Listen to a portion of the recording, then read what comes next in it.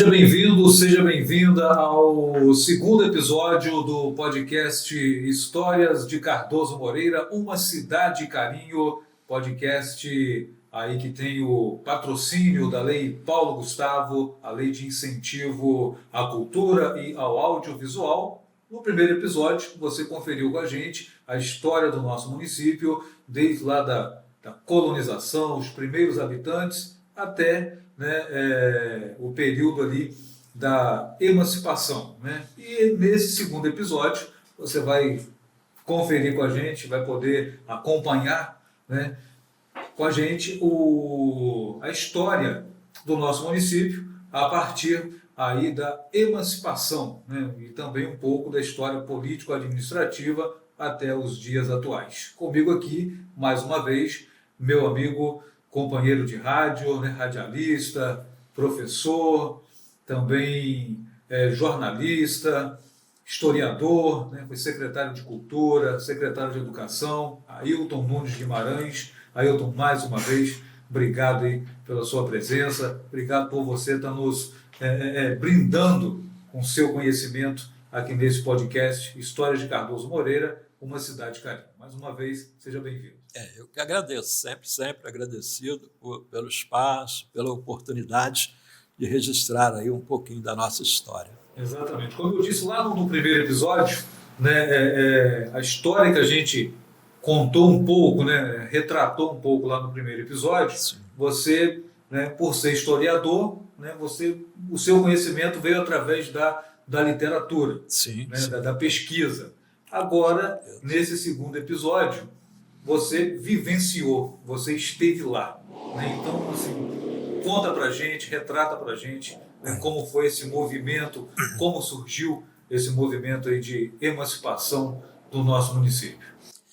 Olha, Fabrício, a história conta que as chamas, em relação à emancipação, ela nunca se apagou. Quando se movimentou lá em 51, esse movimento ele ficou adormecido, mas de vez em quando dava uma mexia lá, tocava no assunto, mas esperando por Italva sempre, porque a Italva pleiteou esta emancipação, levou 20 anos, num movimento muito grande, o movimento de Italva. Italva tinha um poder econômico muito grande na época, o calcário, o cimento paraíso, o mármore, Então, Italva estava embalado na emancipação. Os anos de ditadura, foram 20 anos ali, bastante trabalhoso para a população de Italva, que tanto sonhou pela emancipação. Então, Cardoso deu um tempo, até aconselhado aí por alguns políticos, visionários também, que achava que tinha que deixar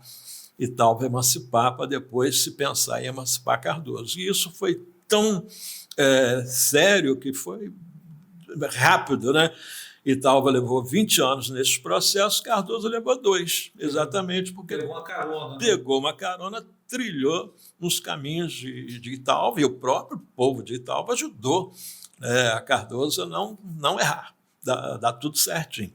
E, com isso, a gente já tinha aquelas pessoas que tinham participado no primeiro processo, que veio se juntar, e foi um dos momentos, até hoje, vividos por mim e por esta geração, de união. Cardoso nunca se uniu tanto, não teve uma unidade, uma integridade tão grande como foi para emancipar.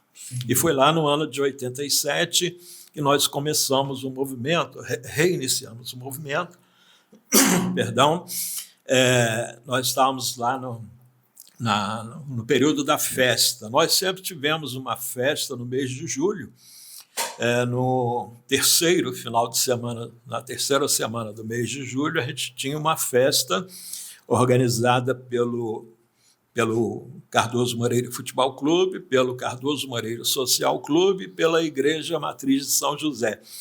E o comércio, Aí juntava esses representantes dessas entidades, formavam uma comissão para realizar o evento, né? E junto ali as responsabilidades, dividia-se as responsabilidades, dividia também-se os lucros, né? A parte da igreja ficava para a igreja, a parte do clube ficava com o clube, do futebol, e entravam os patrocinadores, que era o comércio e a população em geral.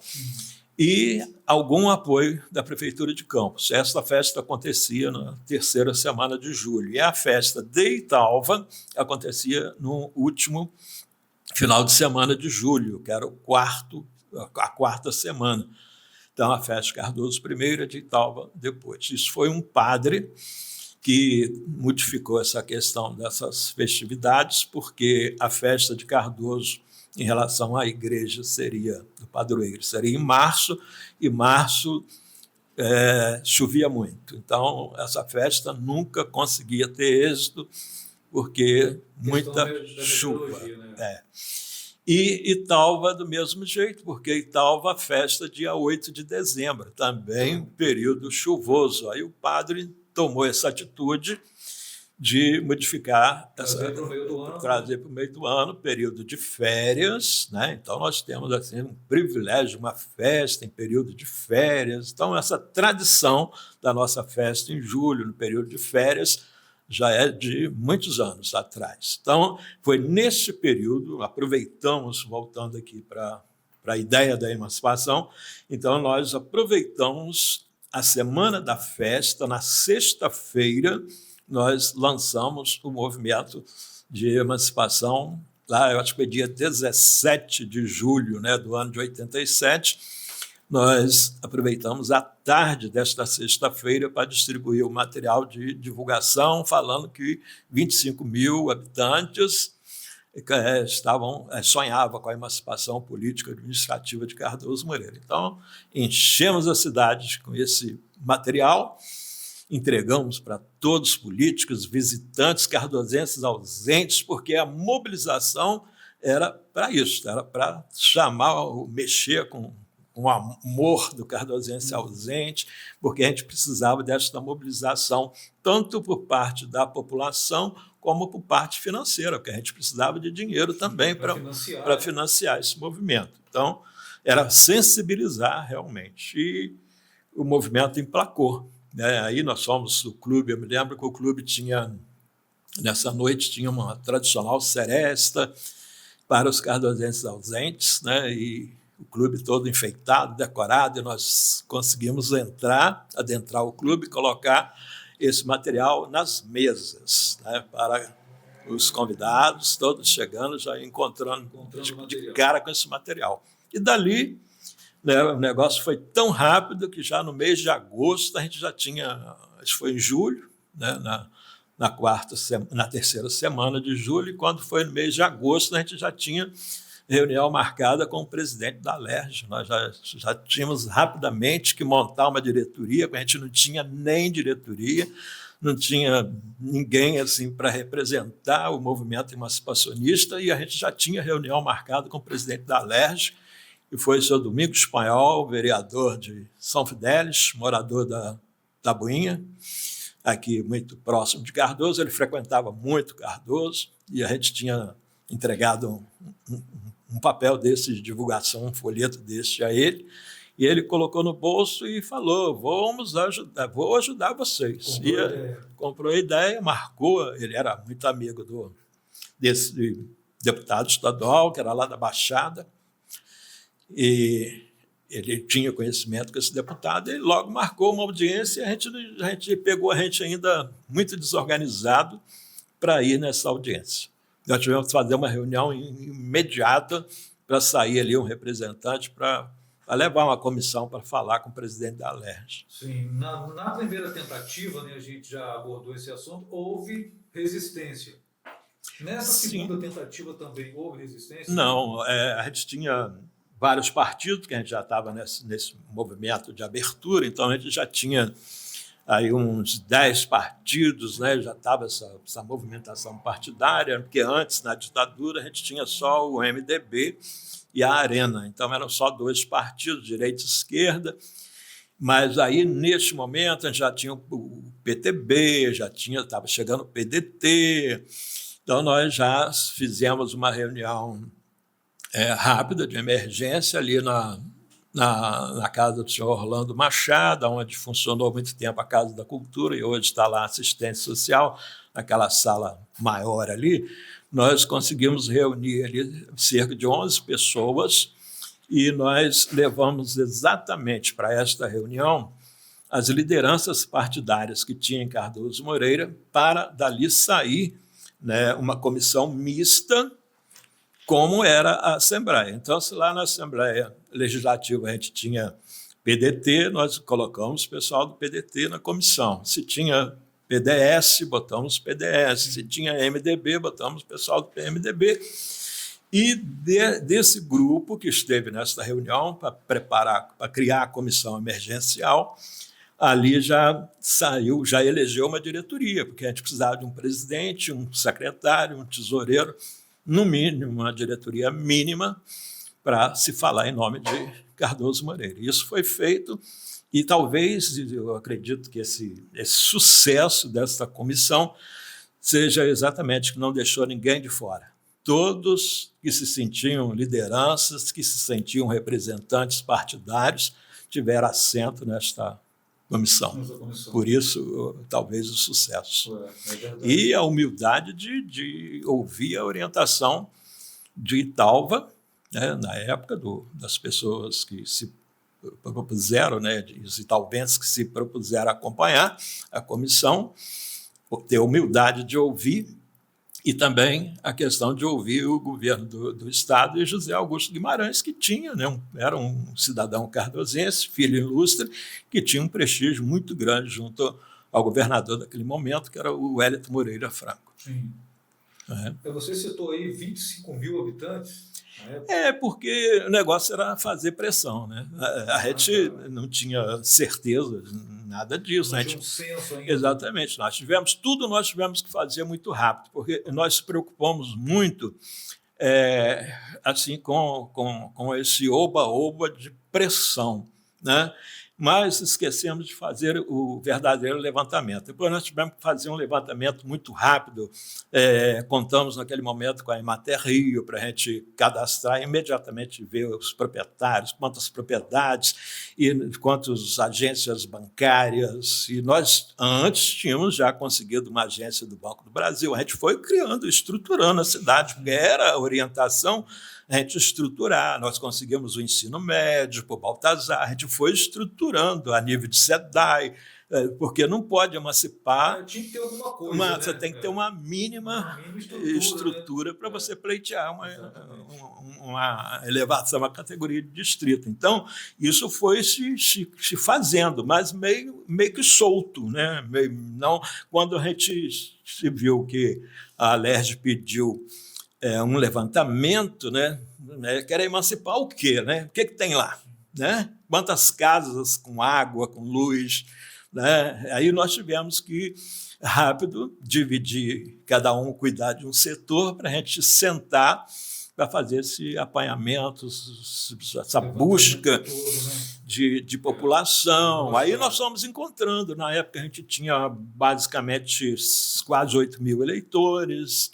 Eu ainda falei que nós levamos 30 anos para quase dobrar os eleitores. Eram 7 mil poucos eleitores, nós fomos agora para 13 mil, né, nessa última eleição. Né? Então, 30 anos para a gente dobrar. Né? Eu, uma vez, há pouco tempo, eu questionei também com a Enio sobre a quantidade de medidores que tem no município. Ele me falou que a gente tem 6 mil tinha, né, 6 mil medidores de energia elétrica no município. Então, se você for buscar 3 habitantes por cada residência, por cada medidor, vai dar aí 18 mil habitantes, né, mais ou menos, por aí. Eu sei que o IBGE sempre que segue, né, a lei segue aí o censo, né, dá sempre menos, mas pela essa quantidade de eleitores que a gente tem que ter um pouquinho mais de criança e também de idosos que já deixaram de votar. Mas, na época, a gente buscou uma pressão aí boa, que era, a gente sempre teve, mesmo naquela época e hoje, a gente sempre teve uma população bem dividida. A gente tem 50% da nossa população urbana e o outro 50% está mais ou menos no interior. Nós sempre tivemos isso, diferente de Italva. Eu já questionei isso com Italva, porque Italva é mais urbano do que interior. Cardoso tem 550 quilômetros quadrados, Italva tem 280 quilômetros quadrados, então é quase que a metade. Então, a Prefeitura de Cardoso ela tem um gasto muito maior com a questão rural, porque a gente tem área rural nossa é muito maior do que Italva, em comparação, e nós temos também a população dividida nas pequenas vilas no interior, nas pequenas localidades, como é o caso aí de Doutor Matos, São Joaquim, Vila Pinheiros, Valão dos Pires, São Luís, a área de Outeiro, Taquaraçu e Santa Bárbara. Então, nós temos um carro sai para entregar merenda, olha o trecho de estrada que um carro pega para levar a merenda para entregar lá em Dom Antônio, que tinha lá, que atendia Santa Bárbara. Então, é muito chão, né, para andar. E, com isso, a gente também tem uma população que a gente tem aí, digamos que 60% na área urbana e 40% está no interior. Isso sempre foi assim. Não mudou tanto, não. E o papel do Ailton Guimarães nesse contexto todo de emancipação? Eu fui o articulador, né?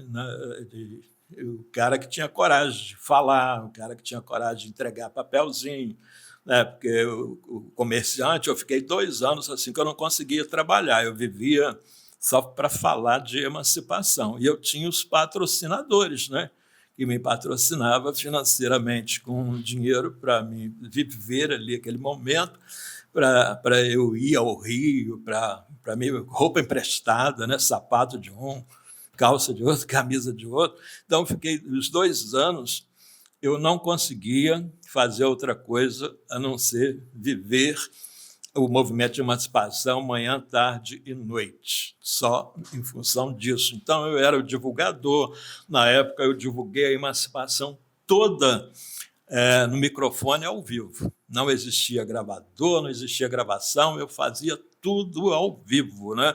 A comissão me arranjou uma variante azul, era um carrinho azul, uma variante azul, me botou um alto-falante, um sistema de som nesse carro, eu sentava naquele banco ali atrás, e o motorista ia, e eu ia em todos os lugares, em todos os cantos. Eu conhecia o município todo fazendo a campanha do plebiscito, né, buscando pelo sim, depois participei na organização partidária para a primeira eleição, e não tinha gravador, não tinha nada, era tudo ao vivo, e a cores, né? Foi desse jeito. Então, eu fui na divulgação, tanto no papel como no microfone. Que era o que tinha, né, na época de divulgação. E aí chegou o tão sonhado dia... E nas reuniões eu auxiliava, secretariando, sim. fazendo documentos, secretariando, porque sempre precisava de alguma coisa, eu estava junto. Eu via o local, eu limpava o local, eu arrumava a cadeira, tirava a cadeira. O primeiro passo foi o reconhecimento, né, da comissão e aí chegar até o plebiscito. Né?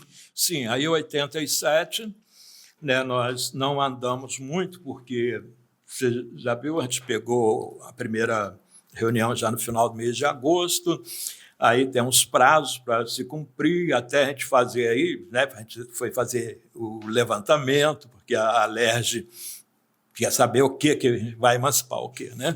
Então, nós fomos em busca desse levantamento, né, de dados, né, buscar a receita, que a gente tinha também, e no primeiro instante, a gente também teve um primeiro documento apresentado à Alerj, foi da Emancipação Cardoso, que já era 330 quilômetros quadrados. Aí nós não tínhamos renda suficiente, só Cardoso, para emancipar. Então, isso ainda em 87, nós tivemos que admitir ali que tinha que reviver o processo de 1951. Só dava para emancipar se fosse com aquele território de 1951. Foi bom, né, porque aí reativou esse processo, esta área, a emancipar, e que leva São Joaquim junto, né? E aí não deu tempo de realizar, entregar a documentação, tudo dentro dos prazos de 1987. Então, veio logo o recesso, final de ano, tal. Então, ficou meio aquele final de ano meio triste, achou, porque estava embalado por Italva, né? Italva já tinha feito a primeira eleição, né? Foi em 86 lá, a primeira eleição. Aí a gente já estava com isso, né? Empolgado ali com aquilo, ficou meio frustrado e tal, mas logo no início do ano legislativo, em março, assim, em 88, nós iniciamos, logo entregamos tudo que a Alerj tinha pedido, da nível de informação, e o requerimento, que aí nós ficamos sabendo que tinha que fazer o requerimento com reconhecido firme no cartório, o cartório se colocou à disposição para trabalhar para isso, que o cidadão cardosense tinha que ir até o cartório para assinar um termo que ele estava solicitando da Alerj a consulta popular, para saber se realmente o povo queria emancipar.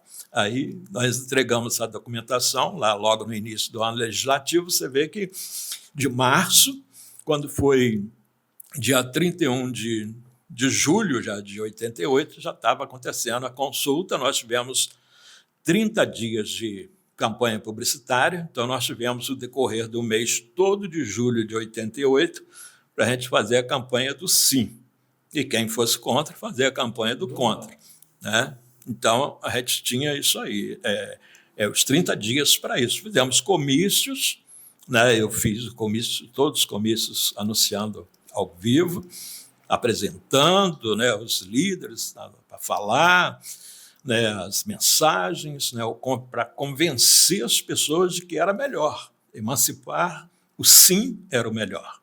Né? E teve comício do não?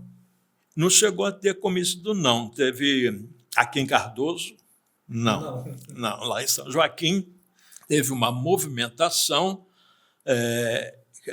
do não, mas distribuiu lá, foi folhetos, né, e tinha um carro. Este carro, uma Kombi de Campos, que anunciava, falando a favor do não, ela rodou lá dentro de São Joaquim, mas quando ela veio em Cardoso, eles fizeram ela voltar. A população, ela foi até no N do Couto, e dali ela teve que voltar para Campos. Não conseguiu, porque o povo, o negócio ficou... Sim, o povo cardosense queria, mas Campos tinha o direito de fazer a campanha do contra, né? Com certeza. Os vereadores campistas eram contra a retaliação, né, do território. Mas aí o não sobreviveu, o sim foi esmagador. Cardoso Moreira, toda a população de Cardoso votou no sim, digamos assim, foi o maior movimento, a maior unidade, a integração, assim, nada visto, né? Nunca mais se viu essa união. O povo de Cardoso votou 99% no sim. Então, foi... Não tem como contestar. Exatamente. Cardoso queria realmente pela emancipação, né? Sem dúvidas. Né? Que aí acabou suplantando quem de São Joaquim não foi votar e disse não. Então, acabou que foi a somatória, foi de um território a emancipar, e acabou somando tudo junto e levou todo mundo junto. Né? Naquele momento, ficou a votação de Cardoso, superou tudo e todos. Sim, isso no dia 31 de julho de 1988. 88, Aí você vê que foi rápido, de março, daí quando foi em julho, já estávamos na campanha. Sim, pelo sim. Sim. No caso da emancipação, né, teve também a assinatura do então governador. Né, aí um ano após, aí nós ficamos, você vê que tudo... Demorou um ano ainda. Tudo muito lento. Aí nós tivemos aí o plebiscito vitorioso, comemoramos, fizemos de tudo, né? Mas o processo volta para a Alerj, aí vai para as comissões, para avaliar realmente se tem condições financeiras, se tem condições econômicas e também estrutural, né? Foi se analisar isso tudo, passou em todas as comissões, né? E cada comissão que era aprovado era uma festa, né? A gente continuamos com aquelas idas e vindas, né, na Alerj, porque o Zé Augusto, o governador, só falava assim, tem que chegar, na hora que chegar para assinar, porque passar todos os processos da Alerj, vai para o governador sancionar a lei. E aí o governador vai sancionar, ele vai a Cardoso Moreira. Havia uma dúvida naquele momento, porque o prefeito de Campos, naquele momento, era José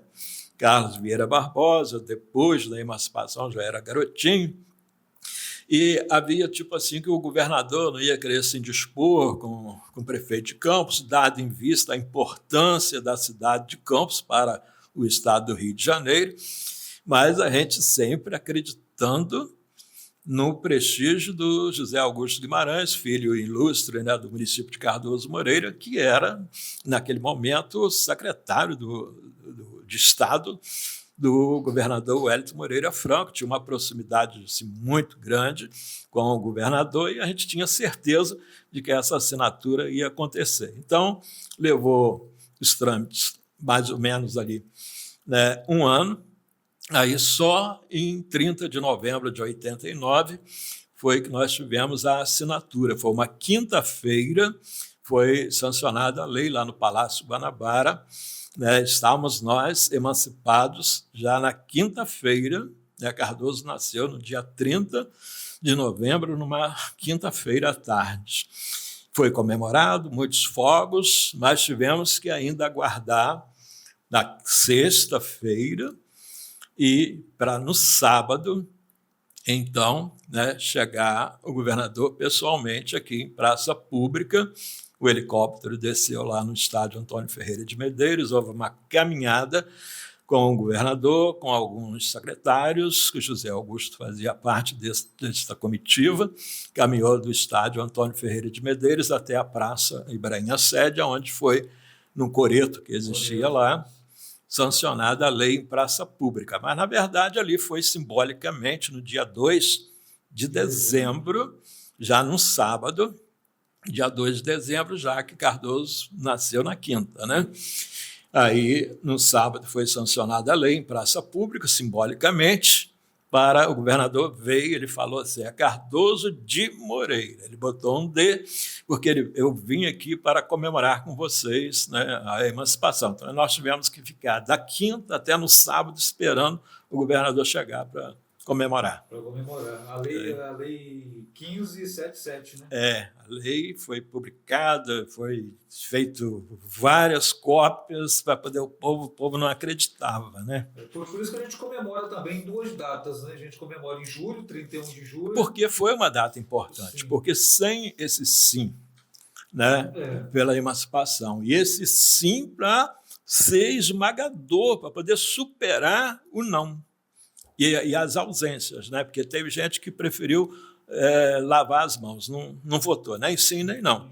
Então, a gente teve gente que não votou nem sim nem não e teve gente que votou no não. Então, nós tivemos que o sim ele teve que ganhar dos dois, né? Ganhar dos de quem se absteve. Exatamente. E de quem então, votou não. Por isso é uma data extremamente importante. E até porque nós ficamos um ano comemorando esse sim. Porque o único que nós tínhamos de palpável na mão, que andava dentro daquelas pastas para cima e para baixo, era o resultado que o TRE tinha nos fornecido de que o sim tinha sido vitorioso. Às vezes a gente não se atenta à data. Sim. Em 88, 31 de julho, né, foi o dia do sim, aí você já vem 30 de novembro. Uhum. Só que, né, ano.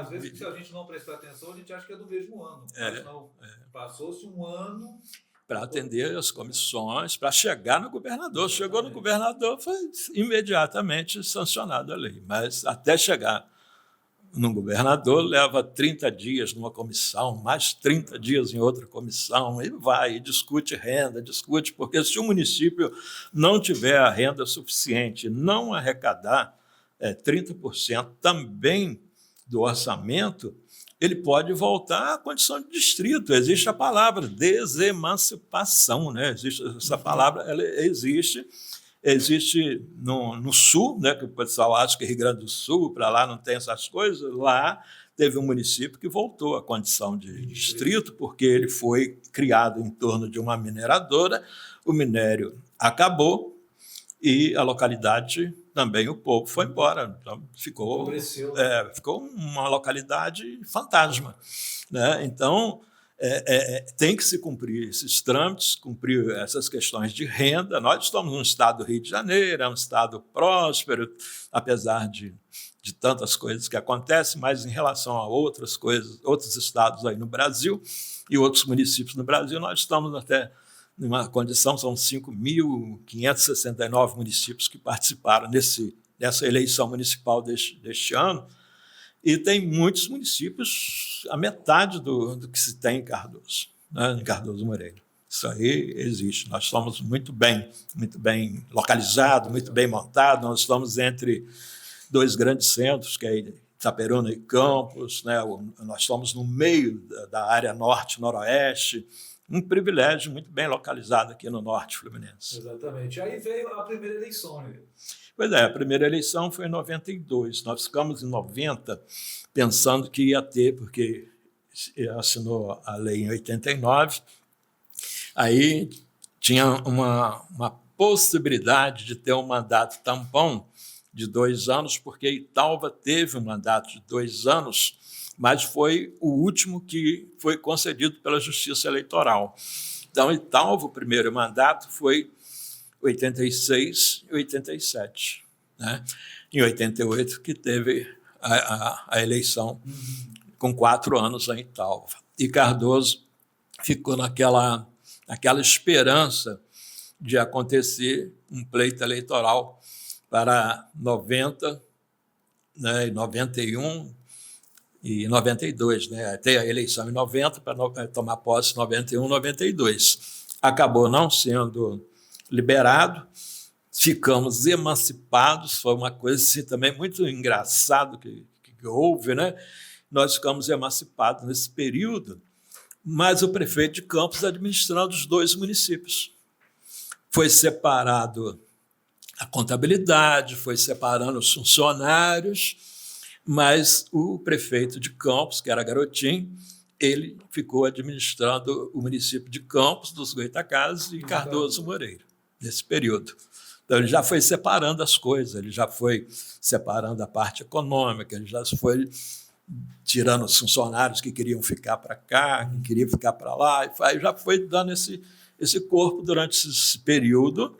Aí, a primeira eleição, nós começamos também a organizar os partidos. Eu fui ao Rio para buscar a primeira legalidade do diretório partidário de Cardoso Moreira. O primeiro partido que nós montamos em Cardoso Moreira para participar da eleição, já com o município, foi o PMN, Partido Municipalista Nacional. E eu fui lá no Tribunal de Justiça, no Rio, lá no centro do Rio, para a gente trazer dar entrada lá com o registro desse diretório municipal aqui em Cardoso, né? Para a gente, que a gente estava lá experimentando para ver se a justiça ia reconhecer aquele diretório municipal, que estava bem cravado ali, diretório municipal do PMN em Cardoso Moreira. Né? E para a gente ver se o desembargador ia dar o carimbaço ali. E deu o carimbo. Quando nós chegamos, aquilo foi uma comemoração, porque a gente sentia que a Justiça Eleitoral estava reconhecendo a emancipação. Então, naquele momento, a gente fica com medo, até porque a gente tinha um processo também de São Joaquim e Campos, né? Na verdade, Campos, né? A gente fala São Joaquim, mas não tem nada a ver com São Joaquim. Era a Prefeitura de Campos movia uma ação contra a emancipação de Cardoso Moreira. Sim, a eleição se deu no dia 15 de novembro de 92. Pois é, ainda no papel, foi cédula, né? Ficamos uma noite inteira para... Não, esta foi apurada no Fórum em Campos, né? Nós fomos lá no outro dia, à tarde, foi marcada a apuração lá no Fórum em Campos, no plenário lá do Fórum em Campos. A segunda eleição, que já foi apurada aqui no Cardoso Moreira Social Clube, ainda no papel, nós entramos ali 5, 6 horas da tarde e saímos no outro dia, 7 horas da manhã. Então, coisa de doido, né? Hoje o resultado sai na hora, né? Levava aí 12 horas, 24 horas, né? Basicamente, aí, quase para a gente saber do resultado. Isso no município, né, tem pequeno, imagina grandes, né? Imagina Campos, como que era. Quase uma semana ou mais, né, para fazer uma apuração. Exatamente. Sendo que, né, nós tivemos nessa eleição, como prefeito, o Renato Jacinto. Na primeira eleição foi o Renato. Tivemos 5 candidatos, né? Exatamente. Assim, vários candidatos, porque a gente estava num momento de muitos partidos, né? Várias correntes partidárias, e tivemos 5 candidatos, uma eleição tranquila economicamente, muito fácil de conduzir, fizemos comícios em cima de carrocerias de caminhonete, de caminhão, tá? Não tinha nada dessa sofisticação de palanques, não existia nada disso. Foi uma campanha muito simples, tivemos 5 candidatos.